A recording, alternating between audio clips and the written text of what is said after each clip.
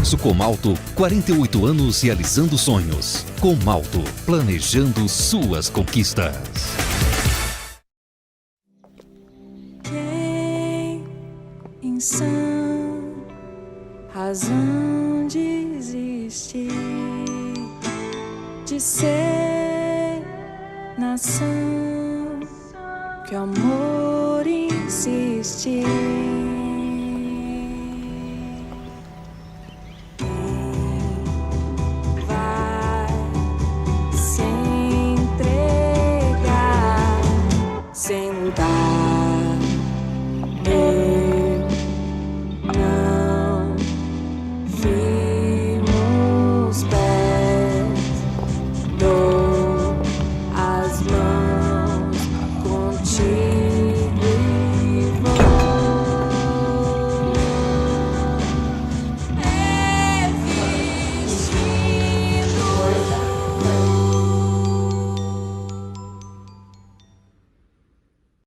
Eu que o diga, hein, minha gente, depois de uma certa idade, as atividades do dia a dia não é mais uma tarefa fácil. Dói o joelho, dói o quadril, dói tudo. Conheça a Flex Gold, com vitaminas, colágeno tipo 2, atua na reconstrução da cartilagem, das articulações, para você ter uma vida bem mais leve, sem dor. Aproveite, na compra do kit Flex Gold você paga um e leva outro frasco de graça.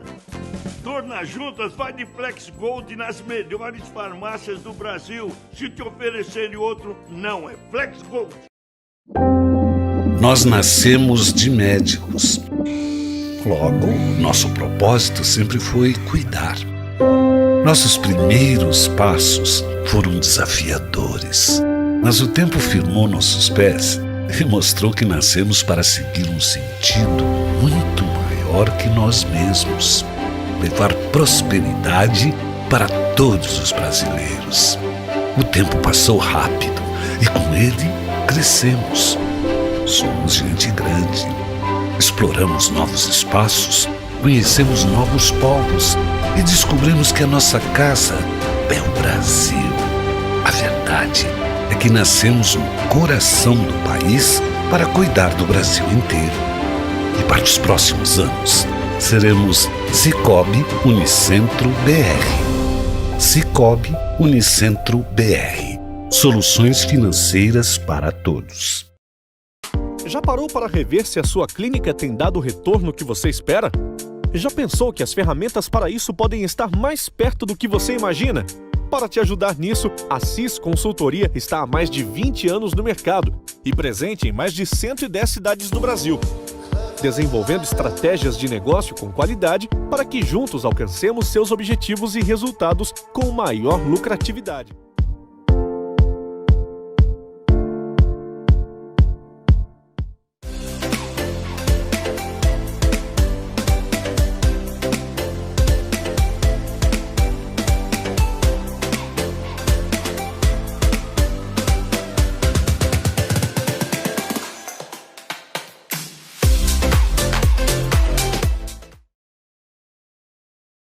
Passamos agora à palestra de André Nunes, ele que é graduado em Recursos Humanos e Teologia, MBA em Marketing e mestrado em Divindade.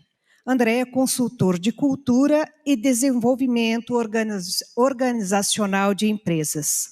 Também é consultor de direcionamento de carreiras, credenciados pela Crow Finances Internacional. A palestra do André terá como tema liderança profissional e familiar.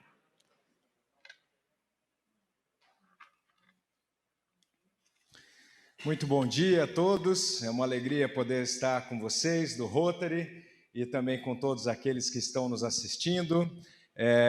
Eu tenho o privilégio de poder estar aqui com vocês e compartilhar na qualidade de alguém que aprendeu alguma coisa e não quem está apenas ensinando, né? Eu não estou aqui para ensinar ninguém, eu estou aqui para compartilhar com vocês algumas das experiências que eu tive enquanto líder, né? Hoje eu estou liderando um instituto lá em Pompeia, chamado Instituto de Desenvolvimento Familiar. Ele é do Grupo Jato e também eu trabalho como consultor de cultura e desenvolvimento organizacional. Tenho atendido algumas empresas, né, da nossa região, como a Bruden Náutica, a PPA, algumas pessoas também do Grupo Jato, e tenho a alegria de poder compartilhar com vocês alguns dessas reflexões sobre liderança. Eu queria hoje falar sobre o líder do futuro. O que é esse líder do futuro? O líder do futuro é alguém que está preparado para lidar com as situações. E para isso eu quero destacar 3 áreas, né? Hierarquia e autoridade desse líder. Quero tratar do papel que ele tem de trazer o pertencimento à sua equipe e também sobre equilíbrio emocional. Essas são as 3 áreas da palestra de hoje e nós vamos desenvolver uma a uma com vocês. Vamos começar então com a hierarquia e a autoridade. A hierarquia e a autoridade, ela define, primeiro, a gente precisa entender qual é a expectativa de um líder. O que a gente espera de um líder e como é que a gente se relaciona através desse cargo. Quando a gente pensa, por exemplo, no Rotary ou numa empresa, ou em qualquer lugar que você exerce liderança, a primeira coisa que a gente precisa dizer é que um líder não tem só necessariamente envolvimento com o seu cargo. Ele não precisa ter um cargo para ser um líder, mas quando você tem um cargo, você tem ali a responsabilidade de ser proativo, de ter iniciativa, você também tem que responder aos seus superiores de acordo com a sua responsabilidade, quem recebe a autoridade, ou seja, você acaba ficando encarregado de alguma tarefa, ou de alguma área, ou de algumas pessoas, e também ele passa a ser um exemplo daquilo que ele gostaria que os outros fizessem. Então, esse papel do líder é sempre do líder, ele tem que saber um pouco mais também que os outros, ele tem que ter a visão de como chegar lá.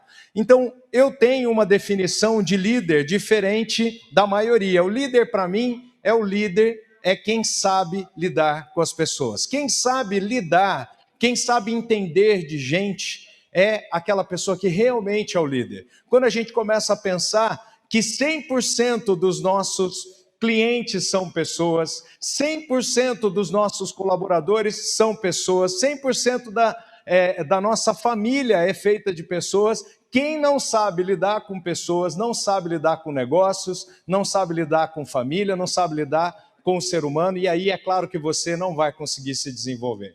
Então é muito importante a gente trazer essa visão, né, do que é ser um líder e como a gente pode lidar com pessoas. Outra visão, né, que o líder ele tem direito à autoridade, e a autoridade é diferente de responsabilidade. Essa talvez tenha sido a primeira coisa que eu aprendi quando eu fiz o curso de administração. Diferenciar a autoridade de responsabilidade. Significa que se tem alguém que é o dono, se tem alguém que é a pessoa mais responsável da organização, essa pessoa pode delegar a autoridade dela, mas a responsabilidade é do dono. Então é como se numa empresa o presidente tivesse encarregado um diretor, um gerente, um supervisor, e dessa maneira quem está mais abaixo, se fracassar, a responsabilidade sempre está acima. E nós podemos talvez trazer essa visão para uma visão maior, onde a gente coloque Deus como responsável de tudo e Ele nos dando a autoridade para fazer algumas coisas, seja na empresa, seja na família, seja no Rotary, aonde você estiver, você está encarregado, mas você precisa sempre tratar, né, dessa autoridade. Vamos dar mais uma olhadinha ali no PowerPoint. A autoridade é um direito que lhe é concedido. Por isso que quando você exagera na sua autoridade, quando você exagera na sua autoridade, no direito que lhe foi dado, você tem 2 disfunções da autoridade, que são o autoritarismo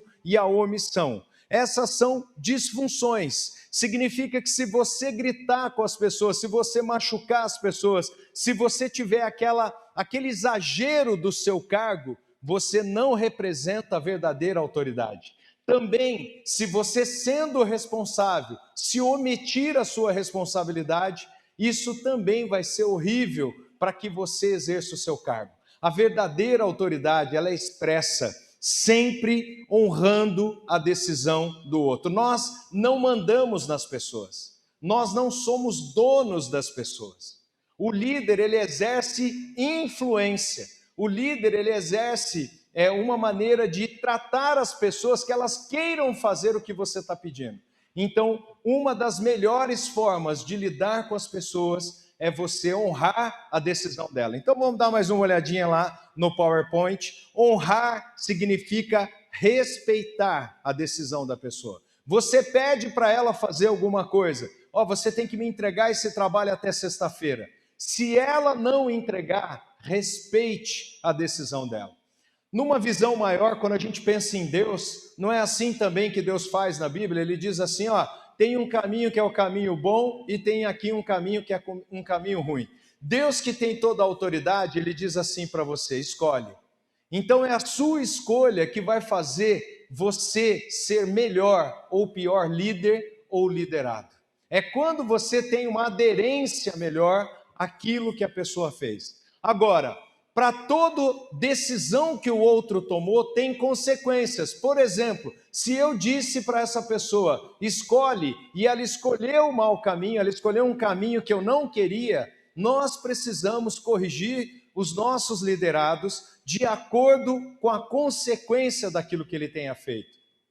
É mais ou menos pensar assim, se você pediu para que o teu encarregado entregasse um relatório até sexta-feira, e ele entregou na segunda, você tem que dizer para ele antes o que aconteceria com ele se ele não te entregasse. Então, se você não me entregar até sexta-feira, por exemplo, eu não preciso mais da sua ajuda, ou eu não quero mais que você cuide disso, ou eu vou passar para outra pessoa lidar com essa situação.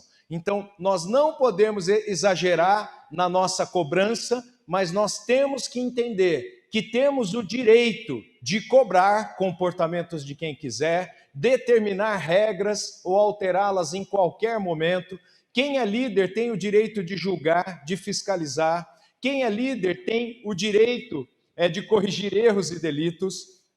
Quem é líder tem a possibilidade de atender ou recusar privilégios, mas todos nós que somos líderes temos que entender que temos que ser justos, imparciais, temos que defender o direito de todas as pessoas que estão debaixo de nós. Não existe privilegiados numa liderança, não existe aquela pessoa que você gosta mais, tem apenas aquela pessoa que acaba fazendo melhor o que você pede e, é claro, você aumenta um pouco mais a sua responsabilidade. Então, quando você confia mais, você aumenta mais a responsabilidade e, com isso, você acaba cuidando do direito de todos. Aquele que não é tão bom, aquele que não te atende tão bem, mesmo assim, você tem que reservar e preservar com justiça o direito dele.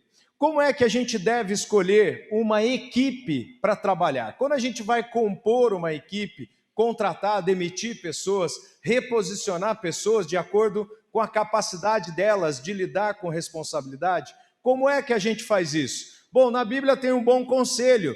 Eles dizem assim, Jesus falando, né? Se vocês me chamam de Senhor, Senhor, mas não fazem o que eu digo, não adianta nada. Então, um bom critério para a gente escolher pessoas para trabalhar com a gente é a confiança. Nós temos que trazer pessoas que nós confiamos, pessoas que vão estar debaixo da nossa influência e que, gentilmente pedindo, elas vão nos atender. O papel principal do líder, então, não é contratar ou demitir, é encontrar as pessoas e colocá-las no lugar certo. Existem pessoas que são melhores com relacionamento, existem pessoas que são melhores com tarefas, existem pessoas que são mais proativas e, por isso, impulsivas, e tem pessoas que são mais reflexivas, pessoas que são boas para pensar, boas para assessorar. Então, o líder precisa entender qual é o potencial e colocar essa pessoa na tarefa e na função que é necessário. Vamos avançar mais um pouquinho. Nós temos vivido uma crise da liderança, e essa crise da liderança diz exatamente isso. Eu estou trazendo alguns princípios da Bíblia para você entender como isso é antigo, como isso já existe há tantos e tantos séculos, né? Então, em Mateus, no capítulo 23, ele diz assim: os mestres da lei, os fariseus, têm autoridade para explicar a lei de Moisés. Por isso, vocês devem obedecer tudo o que eles dizem. Porém, não imitem as suas ações, porque eles não fazem o que ensinam. Está aqui outra característica que o líder precisa ter, que é ter credibilidade. Se você está pedindo para alguém fazer alguma coisa que você não faz, qual é a sua credibilidade? Como é que você vai conseguir liderar alguém se você pede para ele fazer uma coisa que você não faz? E se isso fosse no ambiente familiar, era a mesma coisa de você falar para o seu filho: não bebe, e você bebe. Não fuma, e você fuma. Não chega atrasado, e você chega atrasado. Você fala: não minta, e alguém liga na tua casa, você fala: diz que eu não estou. Então, nós precisamos ser exemplos, né, para as pessoas seguirem. A melhor maneira, a pedagogia mais forte da humanidade é o exemplo. Você pode convencer as pessoas, mas o exemplo realmente arrasta pessoas. Então é através da sua inspiração, da sua motivação, do seu exemplo, que a tua equipe vai te seguir. Se você, que é o líder, está desanimado, se você não consegue organizar as reuniões, motivar as pessoas, como é que elas vão se automotivar? Como é que elas vão pertencer, né, a essa equipe, se você não está trazendo para elas essa visão? Então, na hierarquia, no que diz respeito à autoridade, você precisa ser o exemplo. Essa seria a conclusão dessa primeira sessão. Na segunda sessão, eu quero falar com vocês sobre o pertencimento. E o pertencimento é uma coisa muito importante. Para isso, você precisa entender quem é o seu superior, a quem você responde, quem são os seus pares e quem é o chefe do seu chefe. Por que eu estou dando esse exemplo de que você precisa identificar a sua estrutura? Porque é horrível você, sendo o chefe, o cara de barbinha lá igual eu, você pegar um subordinado seu que passa por cima da tua autoridade e vai falar diretamente com o teu chefe. Isso seria uma insubordinação, isso seria um desrespeito à sua autoridade. Quando alguém passa por cima da tua autoridade e vai direto falar com alguém superior, isso é algo imperdoável. Nós precisamos ter a equipe sempre ligada a nós. Nós precisamos ter a equipe comprometida com o que você fala. Quando o teu subordinado passa por você e vai falar direto com o teu chefe, ou você está fazendo algo muito errado, que não permitiu que ele se aproximasse e compartilhasse o que ele precisava, ou essa pessoa não deveria estar na sua equipe. Seja em um caso ou em outro, nós precisamos sempre pensar no seguinte: essa é uma frágil relação entre quem manda e quem obedece. Quem manda não pode ser muito duro, não pode ser distante, não pode ser inflexível. Essa pessoa que está influenciando as outras pessoas precisa ter jeito com as pessoas, precisa ser polido, precisa ter ali algum preparo para poder lidar com respeito, com cordialidade, com amabilidade. Um líder muito duro, muito severo, ele vai passar mais por um ditador do que por um líder. O líder, ele inspira. Um líder, ele perdoa. Um líder, ele impulsiona as pessoas para elas crescerem. E esse é o papel do líder. Também nós precisamos, sempre entender que se debaixo de nós muitas pessoas não querem trabalhar, é porque você que está errando, você que é o líder. Se quando você convida as pessoas para fazer parte da sua equipe, elas não querem, é por isso que talvez é você que esteja errado. Então um líder é aquela pessoa que quando convida alguém, essa outra pessoa diz: com você eu quero. Trabalhar com você nesse projeto eu quero. Ajudar você nesse projeto eu quero. te apoiar nisso, eu quero.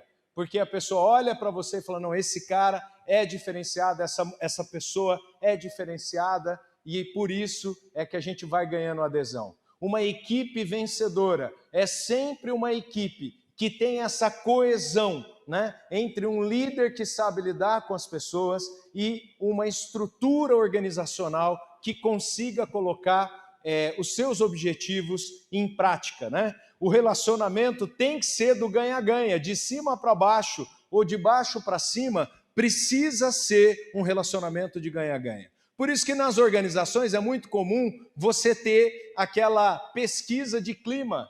É quando você avalia você mesmo, você avalia o seu superior, você avalia os seus pares e você avalia os seus subordinados. O que acontece quando você tem essa avaliação? Você sabe exatamente como você é, baseado no como você se enxerga, como o teu chefe te enxerga, como os teus pares te enxergam e principalmente como os seus liderados te enxergam. Quando a gente faz a mesma pesquisa, as mesmas perguntas para todo o seu núcleo de trabalho, o seu ecossistema, é nessa hora que eu sei se você é ou não é um bom líder. O bom líder, ele sempre vai ter duas coisas que são importantes. Ele vai ter bom relacionamento e ele vai ter boas entregas. Não existe um bom líder que faça boas entregas e que não tenha um bom relacionamento. Não adianta nada você ser um cara competente se você não sabe lidar com as pessoas. É mais fácil eu ensinar um cara que sabe lidar com as pessoas a ser competente, fazendo uma faculdade, dando capacitação, treinando ela e sendo paciente, do que pegar uma pessoa que é dura, uma pessoa que não sabe lidar com as pessoas e tentar ensinar ela a lidar. É mais difícil. Para mim é mais fácil treinar competências do que relacionamento. Relacionamento é um pressuposto de que você queira ser assim. É uma atitude que vem lá das suas crenças, dos seus sentimentos, da sua autoimagem. Quando ela é ferida, machucada, você sempre vai querer ser mais do que você é e vai querer ser mais em relação às outras pessoas. Vamos avançar mais um pouquinho aqui. Nós temos, por isso que é tão importante para o líder sempre continuar aprendendo. Nós temos tantas coisas, né? Aquele chefe de cozinha, ele diz, o Fogaça, ele diz assim, a gente aprende e morre burro. Por quê? Porque a gente sempre tem o que aprender. Existe um provérbio também que diz que se você parar de aprender, até o que você sabe você esquece. Então não adianta nada eu ter estudado, por exemplo, medicina, se eu não exerço a medicina. Não adianta nada eu ter estudado para ser um bom advogado se eu não exerço a minha função. Então o líder também, ele tem uma musculatura da liderança que se ele não se esforçar, se ele não aprender, se ele não continuar tendo uma atitude correta, nunca ele vai crescer como líder. E todos nós podemos crescer. Por isso que eu trouxe para vocês 5 valores para desenvolver a confiança entre líderes e liderados. E ela é uma via de mão dupla, tanto é para desenvolver dos liderados para o líder, quanto do líder para os seus liderados. Quais são esses valores? Primeiro valor é a alegria. Se você não está feliz fazendo o que você faz, você está ocupando o espaço de outra pessoa. A primeira característica de que você está no lugar certo é a alegria. Se você não tem alegria naquilo que você está fazendo, você está ocupando o lugar de outra pessoa. Vai embora. Se você não tem prazer no que você faz, se você não tem alegria, se você acorda na segunda-feira esperando a sexta-feira, saia do lugar onde você está. Está ocupando o lugar de outra pessoa. Todos nós que somos encarregados de alguma responsabilidade, debaixo de alguma autoridade, precisamos ter motivação, precisamos ter propósito naquilo que estamos fazendo. O segundo valor é a excelência. Não adianta nada você ser um alegre se o que você entrega não é bom. Então sempre a gente tem que entregar mais e melhor. Por isso que as empresas que são organismos vivos, né, e o Rotary também como uma organização, um organismo vivo, a família como um organismo vivo, a gente avalia se ela está indo bem quando ela cresce, quando ela se desenvolve, quando ela expande os seus limites e consegue ir além. Então, todo o trabalho também necessita de que seja feito com excelência. Quando nós fazemos um trabalho com excelência, significa que nós estamos expandindo os nossos limites. Nós estamos fazendo boas entregas com alegria e excelência. O próximo valor que eu trago para vocês é a honestidade. E o que significa a honestidade? A honestidade significa você ser transparente na prestação de contas. Então, quando alguém perguntar o que você fez, como você fez, aonde você fez, de que forma você fez, quanto você gastou, você possa ser honesto, transparente, ou seja, você vai falar exatamente o que aconteceu. Ah, mas é porque teve um problema, eu prefiro que o meu chefe não saiba. Pode ter certeza que se teve um problema, o teu chefe precisa saber. Esse negócio de você poupar a sua liderança não combina com uma pessoa submissa e não combina com uma pessoa honesta. Se você gastou R$50, diga, gastei R$50. Se você gastou 60, diga 60. Então, por isso que não é admissível que nenhuma pessoa use de desonestidade nas relações de liderança, de família ou em qualquer outra organização. A gente só vai valorizar uma pessoa se ela puder ser honesta quando for inquirida. Então alguém vai lá, o teu chefe vai lá e te pergunta, aconteceu isso? E você conta exatamente o que aconteceu, custe o que custar, e custe também a sua autopreservação. O que me parece é que algumas pessoas acabam, por querer se autopreservar, eles acabam mentindo, enganando, dissimulando, e isso claramente vai te trazer problemas e vai trazer problemas para a equipe de trabalho também. O outro valor que eu quero trazer é a lealdade. E lealdade, para mim, tem relação com não falar mal, não fazer fofoca, não falar de alguém que não possa se defender. Então, quando você tem um comportamento ético, moral, um comportamento polido para ser o líder, você nunca fala mal de alguém que não possa se defender. Se a pessoa fez alguma coisa que é grave, leve então, se você é par com essa pessoa, leve para o seu superior para ele tratar. Se ele é um subordinado, trate você mesmo e trate com severidade, porque esse é um comportamento, a deslealdade, que vai destruir o senso de equipe e o senso de unidade dessa equipe. E o último valor é a humildade. Todos nós, líderes ou subordinados, precisamos ter a capacidade de suportar as pressões dessa relação. Então, em algum momento, o meu chefe vai ser mais duro, vai cobrar mais, vai ser mais injusto na minha visão. Mas é a humildade que mantém essa relação sadia. Não é assim na família também? Então, o pai sofre ali uma situação de quebra de relacionamento com o filho, e nesse momento o pai não precisa ser mais humilde?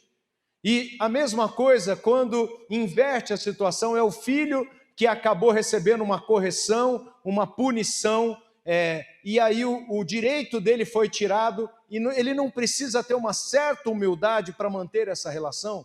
Então, humildade é uma coisa importantíssima na liderança. Se você não estiver preparado para se curvar sem se quebrar, você não é humilde. Toda pessoa que é humilde, ela esvazia de quem ela é. Toda pessoa que é humilde, ela procura ser da altura da menor pessoa presente na reunião ou no ambiente onde ele está.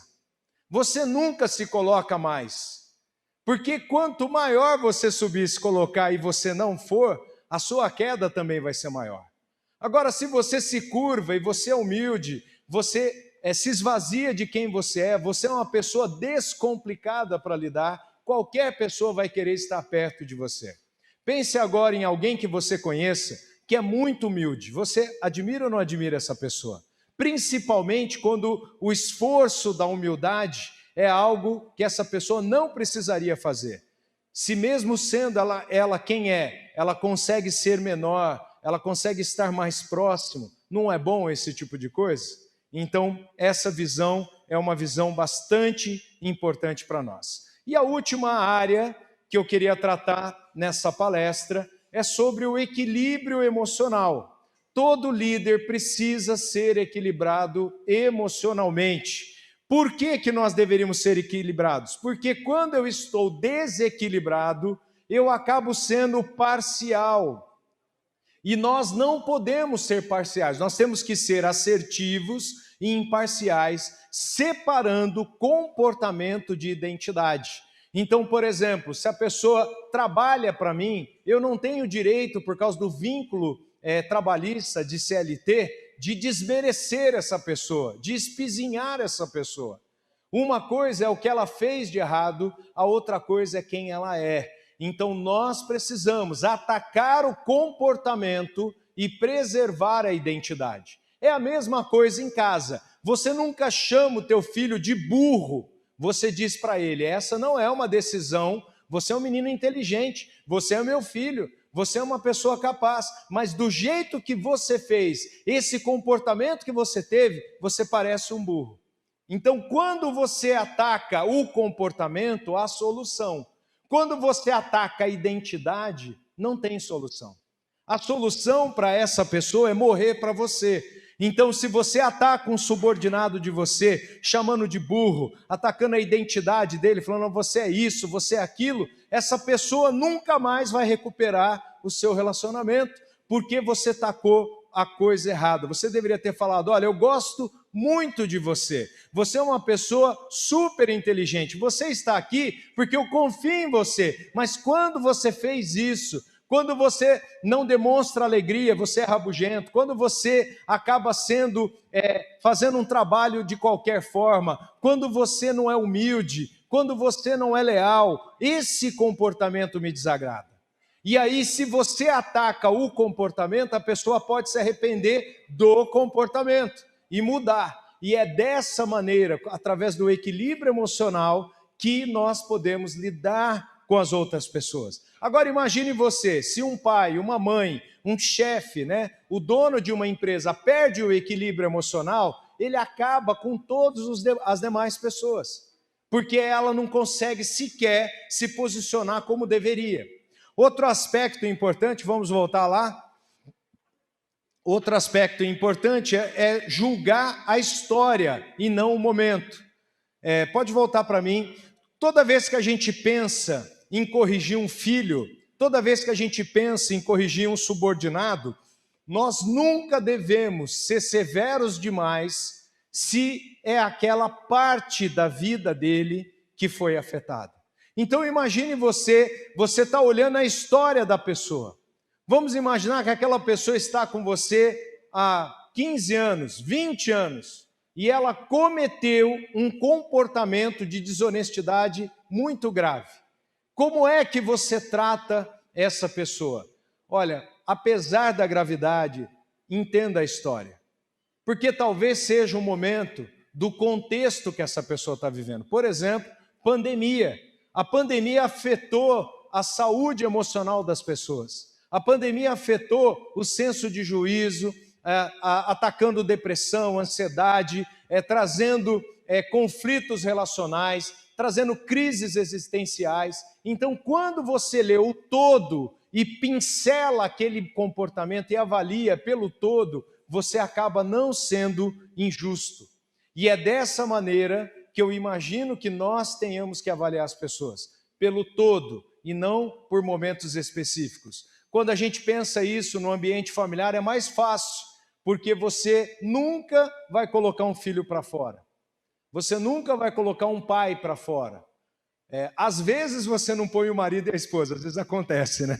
Mas às vezes, ou pelo menos você deveria julgar a história, né? E aí olhar para aquele momento e avaliar de acordo com a história e não só com o momento em si. Vamos avançar mais um pouquinho.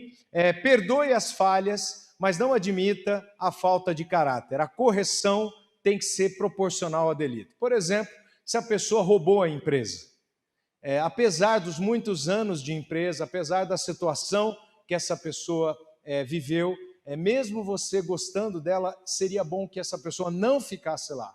Por quê? Porque se você não disser para ela que foi grave o suficiente, vai acontecer de novo. Lembra que nós estamos tratando questões comportamentais e essas falhas do caráter, elas existem em todos nós. Se nós não fôssemos corrigidos nas nossas falhas, todos nós estaríamos matando, roubando, mentindo, fazendo um monte de coisa que a nossa própria vontade estaria mandando. Mas nós não fazemos isso porque entendemos as consequências. Então, quando você passa a mão na cabeça de alguém, isso pode ser um péssimo exemplo para os demais que estão lá. É muito importante ser rigoroso com essa questão do caráter. Vamos um pouquinho mais adiante. Seja paciente, humilde e consistente e, sobretudo, tenha reuniões periódicas de alinhamento e mantenha o canal aberto para as queixas e sugestões. Voltem para cá, vamos conversar um pouquinho sobre isso. Por que é tão importante reunião de trabalho nas organizações? Porque se você não tiver uma reunião regular, semanal, as pessoas vão começar a falar mal por trás de você.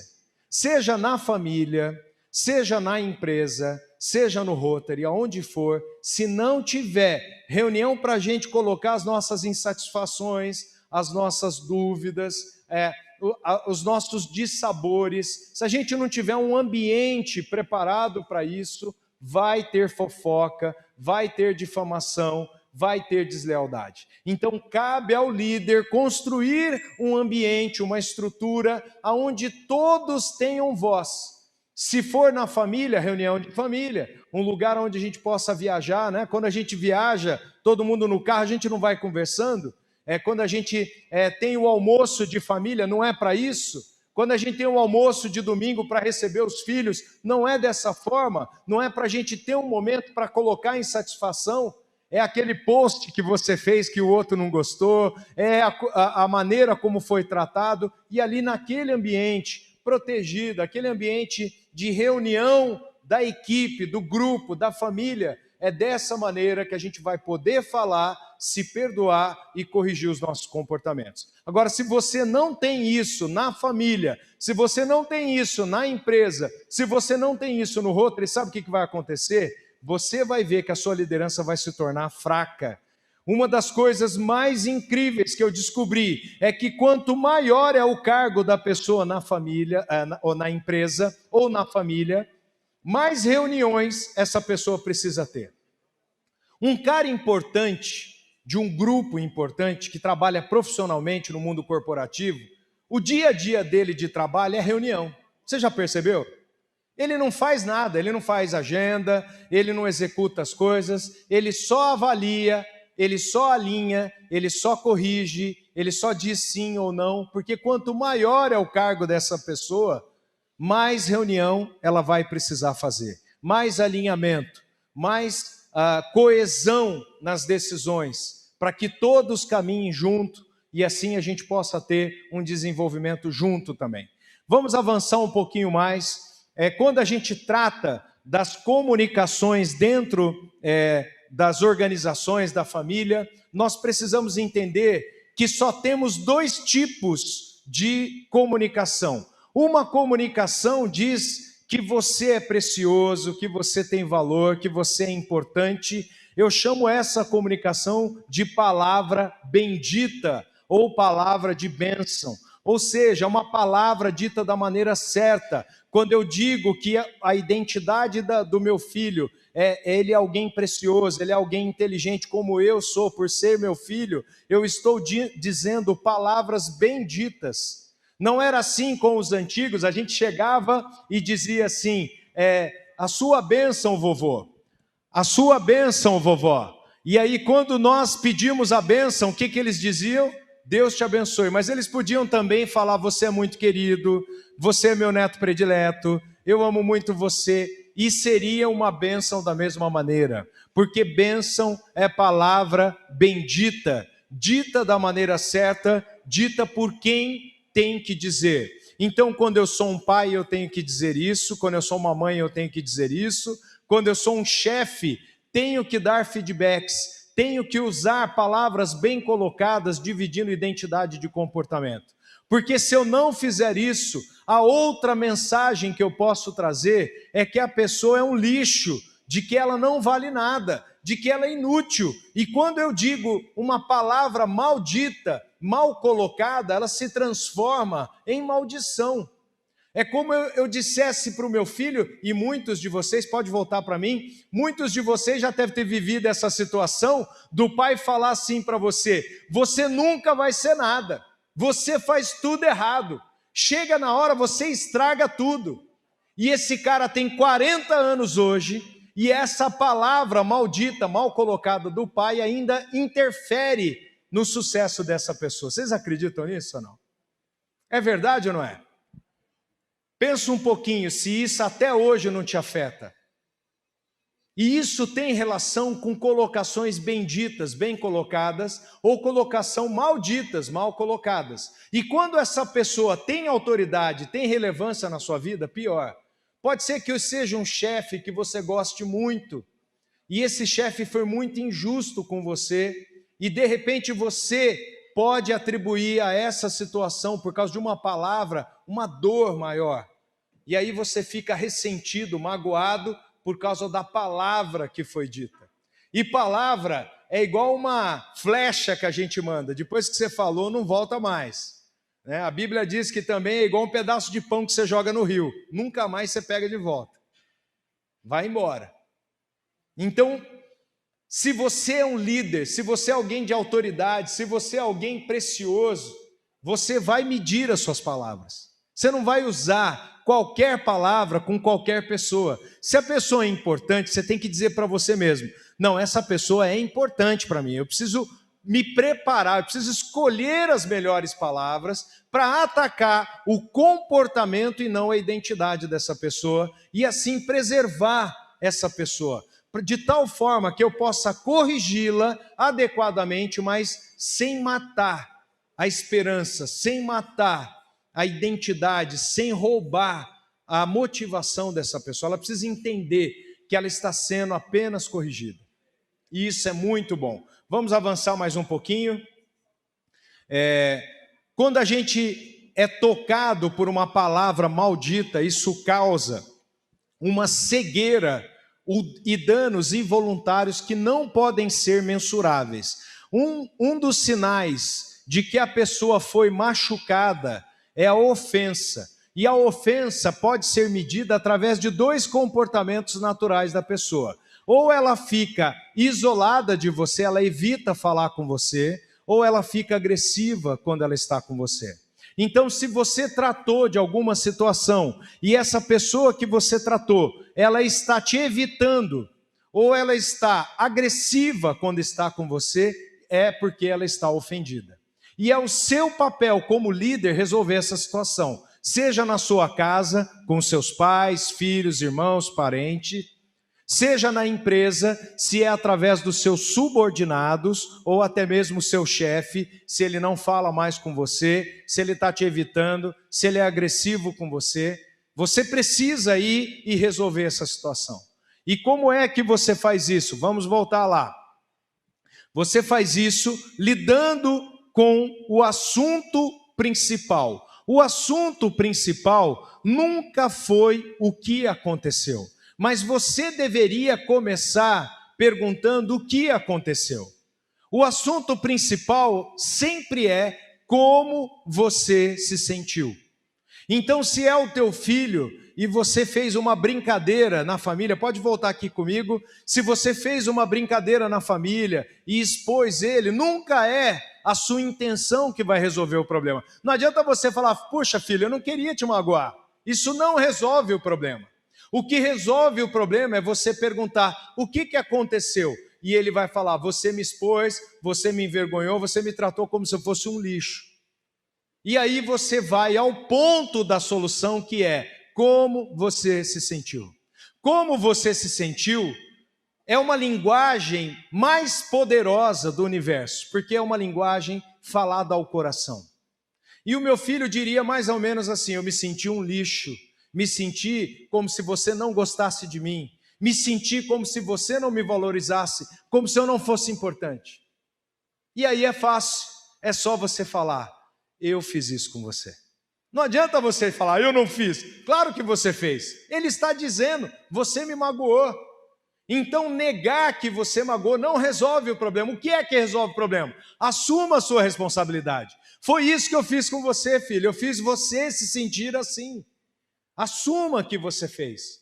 E diga sim para ele. Mas você é importante para mim. Sabe aquela coisa da identidade? Reforce a identidade. Diga para ele, olha, você é meu filho, eu amo você. Eu não tive essa intenção, mas foi isso que eu acabei fazendo. E aí você pode recuperar, demonstrando sinceridade e arrependimento pelo que você fez. Funciona no trabalho? Claro que funciona. Chama o colaborador. Fala aí, estou vendo que você está meio chateado desde a nossa última reunião. O que aconteceu? Ah, não foi nada. Olha, nós precisamos resolver, você é importante para mim. O que aconteceu? E ele vai dizer, eu achei que você foi injusto, achei que você me expôs, achei que você... Mesmo você sendo chefe, lembra dos atributos lá, humildade? Você pode se curvar sem se quebrar. Diga, puxa, foi isso que eu fiz, eu te magoei, eu fiz você acreditar que você não era importante, eu fiz você achar que de repente não era assim, mas olha, você é importante para mim, eu queria corrigir o seu comportamento. Se você entender onde você errou, nós vamos trabalhar junto muitos anos. Funciona ou não funciona? Põe em prática para ver se não funciona. E aí você vai ver que não só funciona, como é importante. Vamos avançar mais um pouquinho. Quando a gente se apega demais a uma situação, eu chamo isso de idolatria, porque ele afeta o nosso caráter e muda o nosso comportamento. E a idolatria, apesar de ter uma conotação religiosa, ela na verdade é um sistema de valores próprios, criado de forma inconsciente, que dá importância exagerada a uma coisa, pessoa ou circunstância. Toda vez, pode voltar aqui, toda vez que você tem uma área da sua vida que você exagera na atenção, você fica idolatrando essa situação. E quando você idolatra essa situação, você afeta todas as pessoas ao seu redor. Quer ver como é verdade? Você já teve um ídolo da infância? Você já teve um herói, alguém que você gostava? Por exemplo, naquela década de 80, que tinha os grupos de dança, muitas pessoas gostavam do Menudo, Acabei de falar o grupo e todo mundo descobriu que eu estou velho, Mas nessa época aí que as meninas gostavam tanto do Menudo, não tinha cartaz, não tinha um monte de coisa, não fazia papel de capa de caderno com o seu ídolo. Então, você passa a gastar mais tempo, dinheiro e energia com coisas que não são importantes. Poderia ser também o ídolo, por exemplo, a tua empresa. A tua empresa, quando ela se torna um ídolo, você gasta tempo demais lá e acaba se tornando um workaholic. Você começa a gastar mais tempo num lugar onde você não deveria. Eu não sei se você já pensou nisso. Nós temos 8 horas para trabalhar, 8 horas para dormir e 8 horas para família, para lazer e relacionamento. As coisas são equilibradas. Você tem 8 horas para trabalhar, trabalhe 8 horas. Se precisar, 10 horas, mas não 12, não 16, não 20 horas. Se você quer gastar tempo para dormir, durma 8 horas. Não, mas eu durmo menos, tudo bem. Mas durma o suficiente para você ter bom humor, boa saúde, recuperar suas energias, para poder descansar, que é muito importante. Mas também não use indevidamente o tempo da família. É importante você ter o tempo para a família e aí você coloca cada coisa ao seu lugar. Vamos avançar mais um pouquinho, eu vou colocar aqui as ordens daquilo que traz equilíbrio emocional para a nossa vida. Primeiro, para quem acredita e para quem gosta e para quem acha que é verdade, Deus tem que ter o primeiro lugar na nossa vida. Por exemplo, eu usei várias passagens da Bíblia para expressar o quanto eu considero Deus nas minhas atitudes, no meu comportamento. Tem até uma passagem que diz, considere Deus em todos os seus caminhos e Ele vai te ajudar, Ele vai endireitar o seu caminho. Então, quando eu ouço a palavra, eu entendo ela e pratico ela, eu estou colocando Deus no lugar dele. mas logo abaixo dele, quem tem que estar ocupando o lugar é o seu cônjuge. Quando o marido e a esposa colocam outra pessoa em primeiro lugar, o que acontece com a família? Destrói. Pode ser qualquer coisa. Eu vou colocar a ordem toda aqui, depois a gente brinca. Filhos, trabalho, vida pessoal e vida pública. Quer ver uma coisa? Se eu ponho o meu trabalho acima da minha esposa, o que acontece? Eu viro um workaholic. Se eu ponho o trabalho na frente dos meus filhos, o que eu me transformo? Num pai muito ruim. Se eu ponho a minha vida pessoal antes do trabalho, o que eu me transformo? Num péssimo funcionário. Então, todas as vezes que eu troco essa ordem, a minha vida vira um inferno.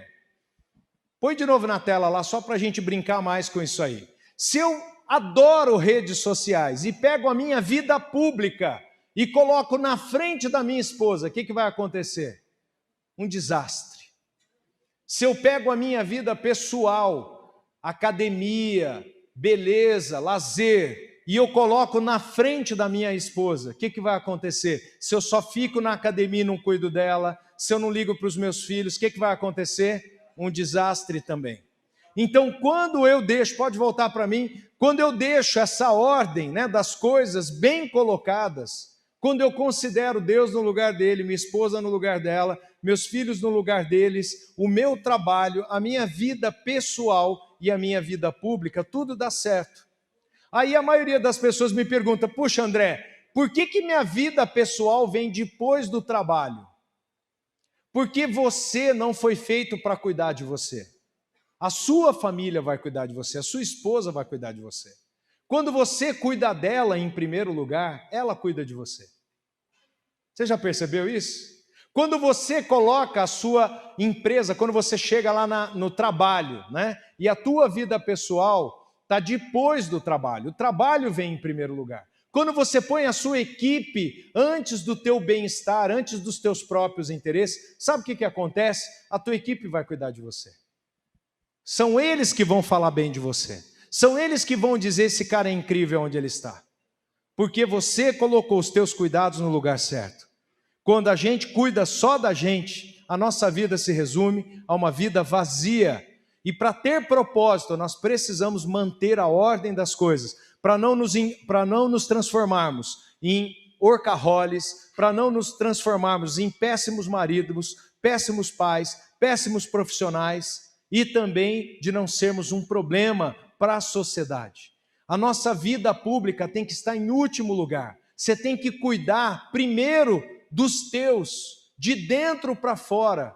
Você vai cuidar melhor de você se você estiver fazendo o que Deus quer que você faça, ajudando a tua esposa, ajudando os teus filhos e tendo uma vida profissional. Depois você cuida de você. Academia, essas coisas, se a sua esposa concordar, se não for atrapalhar seus filhos. Eu conheço gente que faz academia ou compra roupa para eles e deixa a esposa e os filhos sem roupa. Isso é errado. É uma inversão das prioridades, isso vai acabar destruindo o seu núcleo familiar. Ou o cara que põe a vida pessoal dele antes do trabalho, vai atrasar, vai fazer coisas erradas no trabalho. E tudo isso porque você está, de certa forma, idolatrando a alguma situação que não deveria ser idolatrada. Bom, vamos encerrar aqui esse bate-papo, né? O líder do futuro tem que ser alguém que deveria... a gente não pode querer, ninguém pode receber autoridade ou responsabilidade sem primeiro entender o seu papel de líder. Nós precisamos entender que o líder que é moderno, o líder que funciona, o líder que é inspirativo, é o líder que resolve problemas e sabe lidar com as pessoas.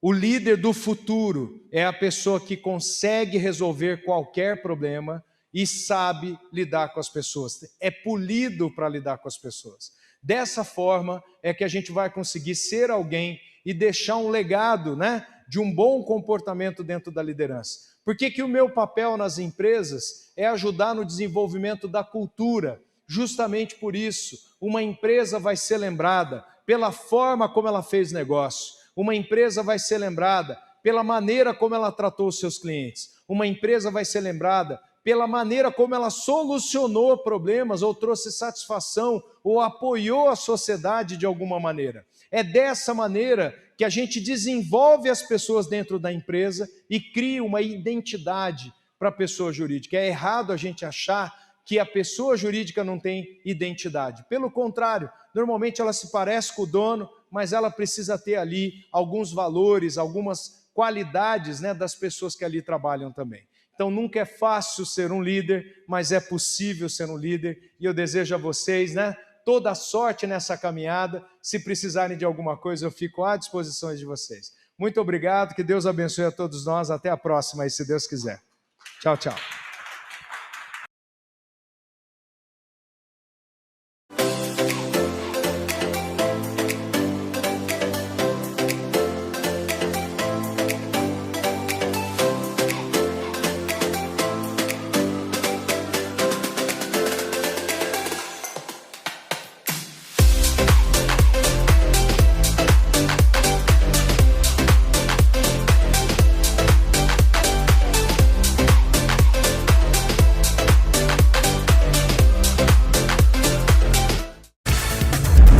Consórcio Comalto, 48 anos realizando sonhos. Comalto, planejando suas conquistas.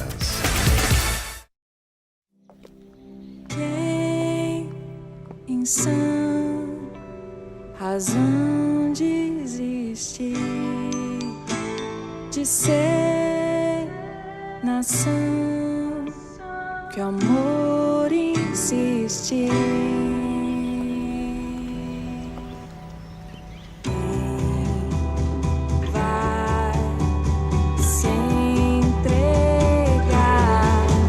Sem lutar, eu não firmo os pés, dou as mãos contigo e vou.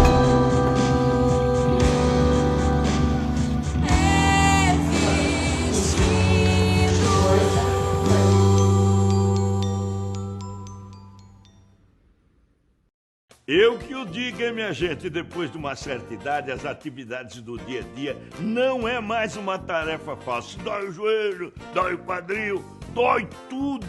Conheça a Flex Gold, com vitaminas, colágeno tipo 2, atua na reconstrução da cartilagem, das articulações, para você ter uma vida bem mais leve, sem dor. Aproveite, na compra do kit Flex Gold você paga um e leva outro frasco de graça.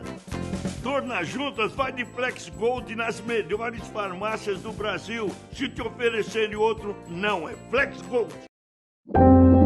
Nós nascemos de médicos. Logo, nosso propósito sempre foi cuidar. Nossos primeiros passos foram desafiadores, mas o tempo firmou nossos pés e mostrou que nascemos para seguir um sentido muito maior que nós mesmos: levar prosperidade para todos os brasileiros. O tempo passou rápido e com ele crescemos. Somos gente grande. Exploramos novos espaços, conhecemos novos povos e descobrimos que a nossa casa é o Brasil. A verdade é que nascemos no coração do país para cuidar do Brasil inteiro. E para os próximos anos, seremos Sicoob Unicentro BR. Sicoob Unicentro BR. Soluções financeiras para todos. Já parou para rever se a sua clínica tem dado o retorno que você espera? Já pensou que as ferramentas para isso podem estar mais perto do que você imagina? Para te ajudar nisso, a CIS Consultoria está há mais de 20 anos no mercado e presente em mais de 110 cidades do Brasil, desenvolvendo estratégias de negócio com qualidade para que juntos alcancemos seus objetivos e resultados com maior lucratividade.